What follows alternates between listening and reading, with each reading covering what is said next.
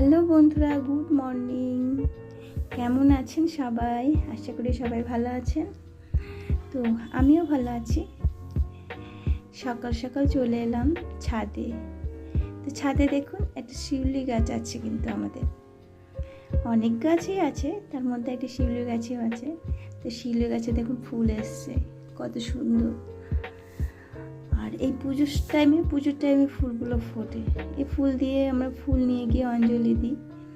তো শিউলি ফুল এই দেখুন বেশি ফোটেনি, কিন্তু এই ফুলগুলো দেখতে এত সুন্দর হয় না, আর হাতে নিতে খুব সুন্দর লাগে। আমার তো খুবই ভালো লাগে।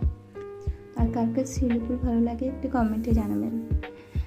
তো এখন সব ফুলগুলো তুলে নিচ্ছি।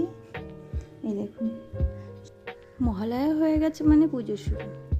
কলকাতাতে তো দ্বিতীয়া তৃতীয়া এগুলো তো চলতেই। গ্রামের দিকে অতটা পুজো শুরু হয় না সপ্তমী অষ্টমী না আসলে, কিন্তু এখানে দ্বিতীয়া তৃতীয়া থেকে ঠাকুর দেখা শুরু হয়ে যায়।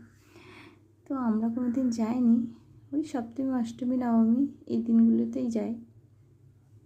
তো দেখুন, এই যে এখানে একটা শিউলি গাছ আছে, আবার ছাদের আরেক পাশে একটা গাছ আছে, সেখানে অত ফুল আসেনি।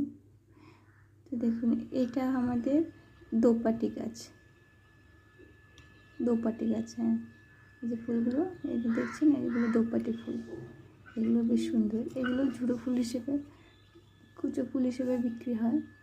আর এখানে দেখছেন, এটাকে বলে পাণ্ডব জবা। এই দেখুন জবাটা কি সুন্দর। তারপরে এমনি লাল জবা ফুটেছে, সেগুলোকে তুলে নিচ্ছি। আর পাণ্ডব জবাটা দেখে খুব মায়া হলো, ওই জন্য তুললাম না। এই দেখুন, এই যে একটা শিউলি গাছ, কিন্তু এই যে একটা মাত্র ফুল এসছে সবে। এই যে তুলে নিলাম।